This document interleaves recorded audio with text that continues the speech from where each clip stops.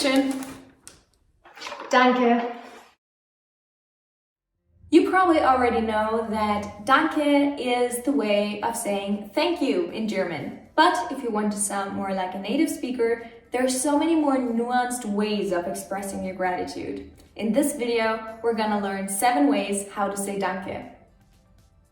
Ich bin Spring German Lehrerin Brunhild und hier ist deine erste Alternative. Erstens, Dankeschön. Guten Abend, Frau Fischer. Möchten Sie ein Stück Schokolade? Oh, danke schön. Bitte schön. Sie sind immerhin Stammgast hier. Schön means beautiful, so Dankeschön literally means thank you beautifully. That's a way of emphasizing your gratitude. You can also turn it around and say Schönen Dank, which is a chunk that native speakers use pretty much the same way as Dankeschön. But Schönen Dank is sometimes even used ironically. For more phrases and chunks like this that native speakers use all the time, get our free Essential German Chunking Kit. You can find the link in the description. Guten Morgen, ich bin Polizeikommissarin Richter. Kim. Na toll. Schönen Dank auch. Now before getting to the next option, I'd just like to tell you that I'm saving the rarest and most special expression to the end. So stick around for some story time and insider knowledge that you'll never find in any textbook. Zweitens, vielen Dank. Vielen Dank is a stronger version of Danke, which works wonders in any formal context. I use Vielen Dank at the end of every email.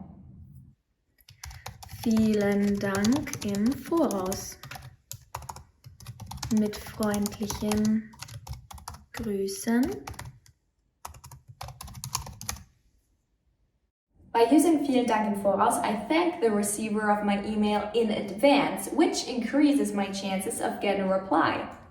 Once I get that reply, I use the same phrase in the beginning of my reply. Sehr geehrte Frau Müller, vielen Dank für die Rückmeldung. You can also acknowledge someone's effort in writing to you first, even if it's them wanting something from you.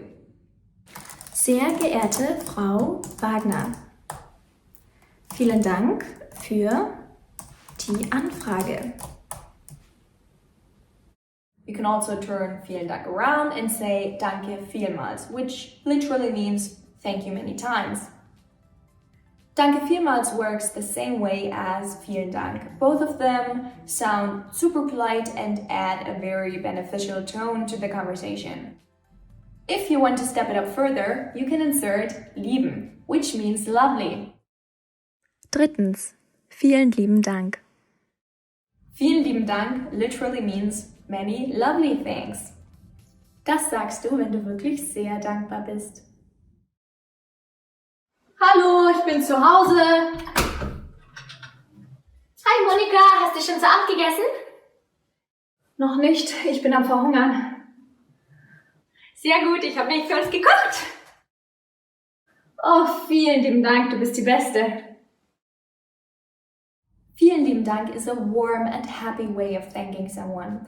The same goes for vielen herzlichen Dank, many hearty thanks, also a very sincere and heartfelt thank you. Diese Art zu danken kommt wirklich von Herzen. Viertens, tausend Dank. I sometimes use Tausend Dank instead of vielen lieben Dank. Hallo, ist hier die Polizei? Ich möchte eine Vermisstenanzeige aufgeben. Es geht um einen Hund. Ja, Sie sind hier richtig. Ich helfe Ihnen gerne. Oh, tausend Dank. Tausend Dank literally means thousand thanks. So it's when you're really grateful for something. It expresses maybe even alleviation over receiving the help you're getting. Another way of expressing alleviation is to say Gott sei Dank. Fünftens, Gott sei Dank. This is not really a way of thanking someone who is right there in front of you, but more like a general thank you to the universe. It works the same way as in English, and yeah, it's a way of expressing relief over something. Ja, bitte? Hallo, ist hier Frau Wagner? Ja, die bin ich. Wer ist dran? Kim, mein Name. Ich habe Ihren Hund gefunden. Oh Gott sei Dank, wie geht es ihm? Er ist putzmunter. Oh Gott sei Dank. 6. Ich weiß nicht, was ich sagen soll. It's not always easy to find the right words. Sometimes someone did you a huge favor and you don't know what to say. This is a great phrase when you're speechless. Mino, mein Schatz, komm zu Frauchen. Ich weiß nicht, was ich sagen soll. Vielen lieben Dank. Kein Problem. Hier sind 100 Euro Finderlohn. Nicht Ihr Ernst? Chunk alert! Nicht dein Ernst is a chunk that native speakers use when they're surprised. Notice how the girl in the video says Nicht Ihr Ernst instead of Nicht dein Ernst. That's because she doesn't know the woman that she's speaking to very well, so German politeness standards require her to use a formal personal pronoun. And you always have to distinguish between formal speech and informal speech. Watch this video if you want to learn the basics about how to distinguish formal speech from informal speech. Nicht dein Ernst can be a positive or a negative remark. Es hängt alles von der Betonung ab. Nicht dein Ernst. Nicht dein Ernst. Nicht dein Ernst. Literally, nicht dein Ernst means not your seriousness, but that doesn't make much sense, does it? That's why we never translate word for word, but learn German in chunks instead. 7.